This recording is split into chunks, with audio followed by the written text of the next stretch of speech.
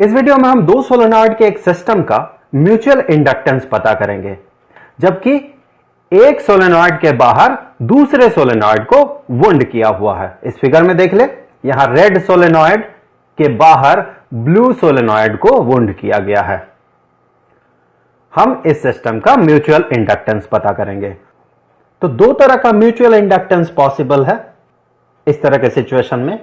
एक तो अगर हम रेड सोलेनॉइड से करंट पास करवाएं और ब्लू सोलेनॉइड में मैग्नेटिक फ्लक्स क्रिएट हो, और दूसरा अगर हम ब्लू सोलेनॉइड से करंट पास करवाएं और रेड सोलेनॉइड में अर्थात अंदर वाले सोलेनॉइड में मैग्नेटिक फ्लक्स क्रिएट हो।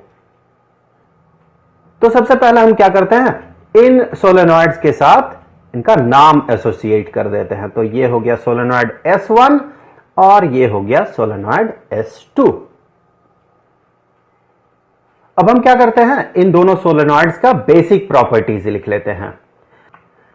बेसिक प्रॉपर्टीज जैसे कि एक होगा number of turns per unit length, दूसरा होगा क्रॉस सेक्शनल एरिया और होगा सोलेनॉइड का लेंथ।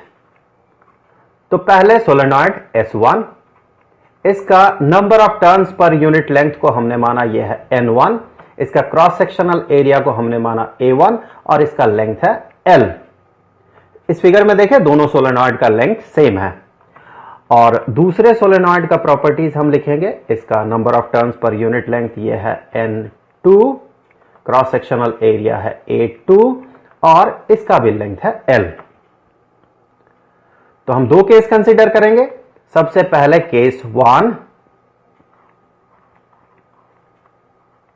जब करंट पास करवा रहे हम पहले सोलेनॉइड से अर्थात S1 से, तो हमने करंट पास करवाया S1 से और उस करंट का मैग्नीट्यूड है I1।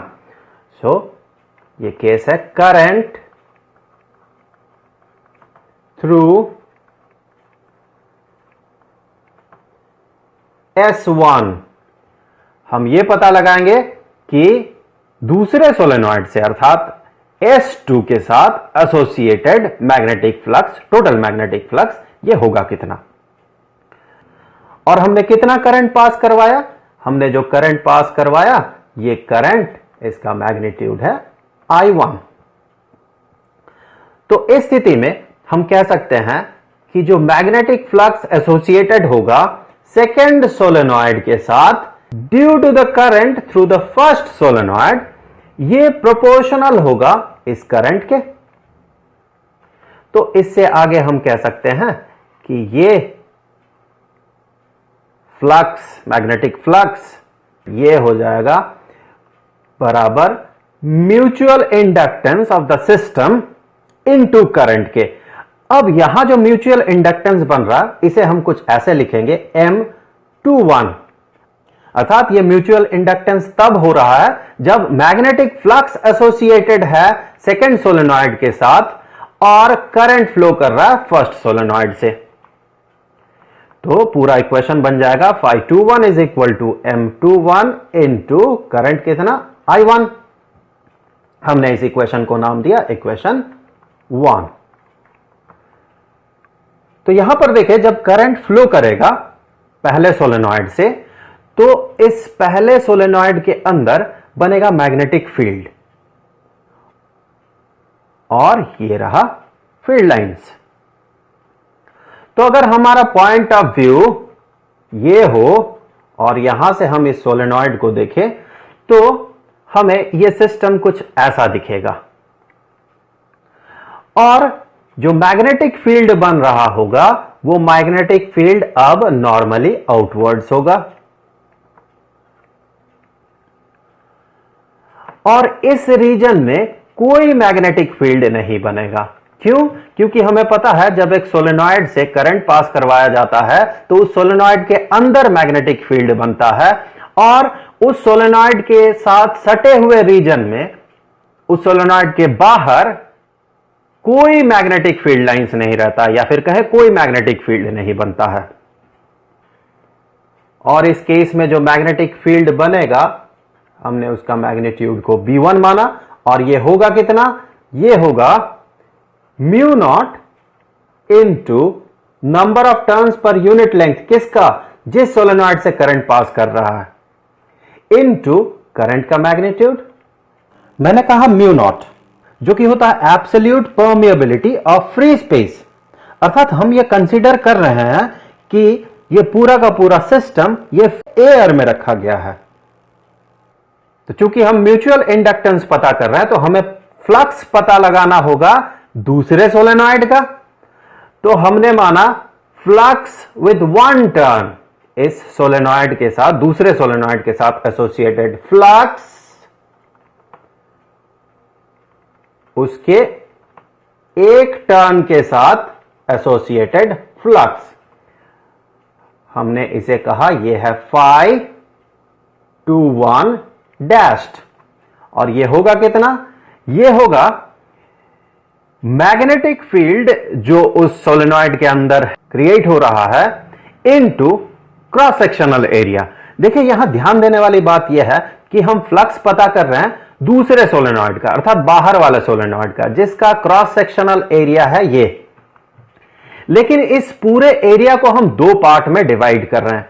पहला तो ये पार्ट जहां पर मैग्नेटिक फील्ड है, और दूसरा है ये पार्ट जहां पर मैग्नेटिक फील्ड नहीं है। तो इस क्रॉस सेक्शनल एरिया के जिस पार्ट में मैग्नेटिक फील्ड नहीं है, क्या उस पार्ट के साथ कोई मैग्नेटिक फ्लक्स एसोसिएटेड होगा? नहीं होगा। अर्थात मैग्नेटिक फ्लक्स किस सरफेस एरिया के लिए बन रहा है? हम बड़े वाले सोलेनॉइड को ही कंसीडर कर रहे हैं, लेकिन उसके इस सरफेस एरिया में कोई फ्लक्स नहीं बन रहा है। तो जो फ्लक्स बन रहा है वो इस मैग्नेटिक फील्ड के कारण बन रहा है। कितने सरफेस एरिया में बन रहा है? इतने सरफेस एरिया में बन रहा है। अर्थात एक टर्न के साथ एसोसिएटेड फ्लक्स पता करने के लिए जो हम सरफेस एरिया कंसीडर करेंगे वो बड़े वाले सोलेनॉइड का क्रॉस सेक्शनल एरिया नहीं होगा, बल्कि छोटे वाले सोलेनॉइड का क्रॉस सेक्शनल एरिया होगा। जबकि हम मैग्नेटिक फ्लक्स एसोसिएट कर रहे हैं बड़े वाले सोलेनॉइड के साथ, तो ये हो जाएगा इसका क्रॉस सेक्शनल एरिया किसका? छोटे वाले सोलेनॉइड का क्रॉस सेक्शनल एरिया, जो कि है A1 इनटू मैग्नेटिक फील्ड इस रीजन में जितना बन रहा है। और मैग्नेटिक फील्ड कितना बन रहा है? Mu naught into N1 into I1। तो फिर ये अगर एक टर्न के साथ एसोसिएटेड मैग्नेटिक फ्लक्स है तो फिर टोटल फ्लक्स पता कर लेते हैं कितना होगा। टोटल फ्लक्स किसका? बड़े वाले सोलेनॉइड का, ब्लू सोलेनॉइड का। ये phi 21 ये बराबर होगा एक टर्न के साथ एसोसिएटेड मैग्नेटिक फ्लक्स जो कि है A1 mu naught N1 into I1 into total number of turns. अब इस बड़े वाले सोलेनॉइड का अर्थात ब्लू सोलेनॉइड का टोटल नंबर ऑफ टर्न्स कितना होगा? इसका यूनिट लेंथ का नंबर ऑफ टर्न्स N2 है और इसका लेंथ है L, तो टोटल नंबर ऑफ टर्न्स हो जाएगा N2 इंटू L। सो ये हो गया N2L। सो इसे हम थोड़ा सजा के लिखते हैं। ये बन गया mu naught into N1 into N2 into L into A1 into I1। और यह है क्या? ये टोटल फ्लक्स है दूसरे सोलेनॉइड का due to the current through the first solenoid. इसे हमने नाम दिया, यह है इक्वेशन 2। अब जब हम इक्वेशन 1 और इक्वेशन 2 को इक्वेट करेंगे तो हमें पता चल जाएगा इस केस का म्यूचुअल इंडक्टेंस कितना है। So from equation 1 and equation 2 हम कह सकते हैं कि इस केस में जो म्यूचुअल इंडक्टेंस है M21 ये बराबर होगा mu naught into N1 into N2 into L into A1 के। चलिए इससे हम नाम दे देते हैं, ये हो गया इक्वेशन 3। तो आगे चल के हम इस म्यूचुअल इंडक्टेंस को दूसरे तरह के केस में बने हुए म्यूचुअल इंडक्टेंस के साथ कंपेयर करेंगे, तो मैं इसे यहां पर फ्रेश लिख लेता हूं। सो इस केस में बना म्यूचुअल इंडक्टेंस M21, ये कितना बना था? ये बना mu naught into N1 into N2 into L into A।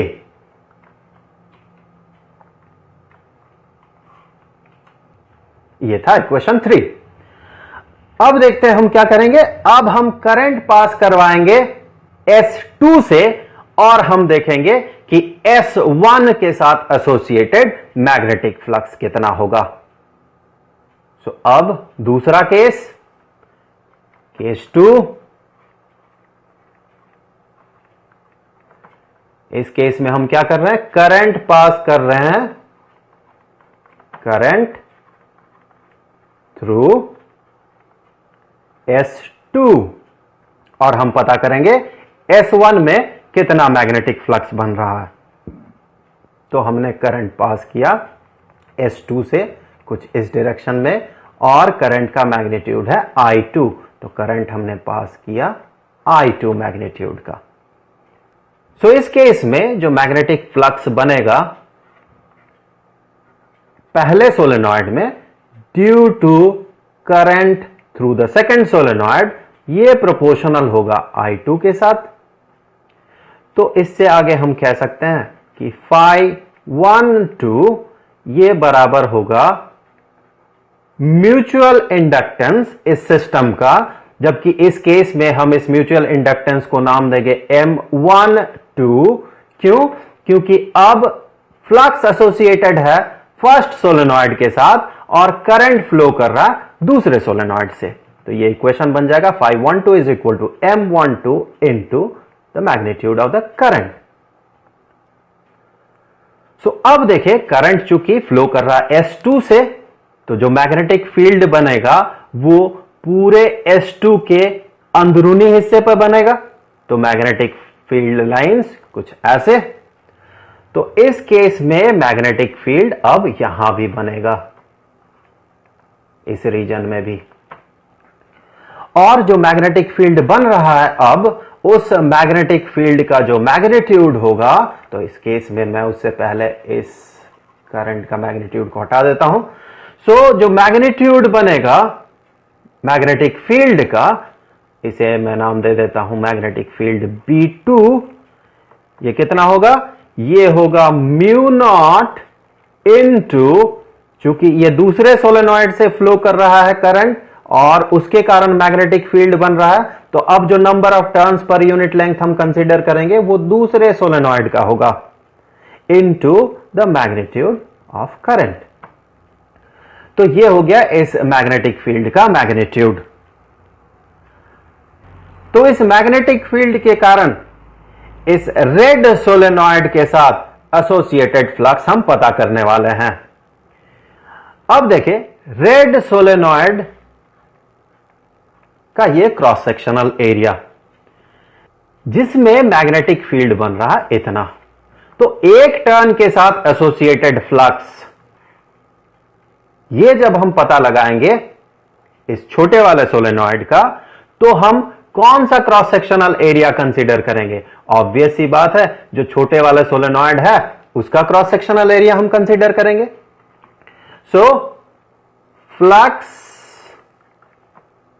Associated with one turn, किसका? इस छोटे वाले सोलेनॉइड का। इसे हम नाम दे रहे हैं Φ12 डैश्ड, और ये होगा कितना? The magnitude of magnetic field into cross sectional area. अब भी देखें हम क्रॉस सेक्शनल एरिया कंसीडर करेंगे छोटे वाले सोलेनॉइड का। तो हमने माना था बड़े वाले सोलेनॉइड का क्रॉस सेक्शनल एरिया A2। देखिए वो A2 कहीं भी अपीयर नहीं कर रहा, ना तो पिछले केस में अपीयर किया था ना इस केस में अपीयर कर रहा। सो यहां पर मुझे A1 लिखना चाहिए था, ये A1 होता। So flux with one turn छोटे वाले सोलेनॉइड के लिए ये होगा क्रॉस सेक्शनल एरिया छोटे वाले सोलेनॉइड का इनटू उस क्रॉस सेक्शनल एरिया के थ्रू जो मैग्नेटिक फील्ड बन रहा है। और वो कितना बन रहा है? वो बन रहा है mu naught into N2 into I2। सो फिर टोटल फ्लक्स देख ले। टोटल फ्लक्स किसका? इस छोटे वाले सोलेनॉइड का। ये होगा टोटल नंबर ऑफ टर्न्स। अब छोटे वाले सोलेनॉइड का टोटल नंबर ऑफ टर्न्स होगा N1L। सो टोटल फ्लक्स बनेगा flux associated with one turn जो कि है A1 mu naught N2 I2 into total number of turns, ये होगा N1 इंटू L, और इसे हम नाम दे देते हैं, ये है phi12 टोटल फ्लक्स। तो ये बनेगा कितना? इसे थोड़ा सजा के लिख लेते हैं। ये बन रहा है mu naught into N1 into N2 into L into A1 into I2। सो हम क्या करते हैं, यहां पर इसे हम नाम दे देते हैं इक्वेशन 4, और ये बन गया हमारा इक्वेशन 5। तो अब इक्वेशन 4 और इक्वेशन 5 को इक्वेट करें तो हमें म्यूचुअल इंडक्टेंस M21 का पता चलेगा। So from equation 4 and equation 5, इन दोनों इक्वेशन को जब हम इक्वेट करेंगे तो हमें मिलेगा कि ये M12 अर्थात म्यूचुअल इंडक्टेंस इस सिस्टम का जब करंट पास कर रहा है सेकंड सोलेनॉइड से और फ्लक्स एसोसिएटेड है फर्स्ट सोलेनॉइड के साथ, ये बराबर हो जाएगा mu naught into N1 into N2 into L into A1 के। एक बार कंपेयर करके देख ले, दोनों ही केस में जो म्यूचुअल इंडक्टेंस बन रहा है वो बिल्कुल सेम है। अर्थात ये हमारा इक्वेशन 3 था और ये बन गया इक्वेशन 6। तो दोनों ही केस में म्यूचुअल इंडक्टेंस सेम होगा। सिर्फ शर्त यही है कि दोनों सोलेनॉइड का लेंथ सेम हो।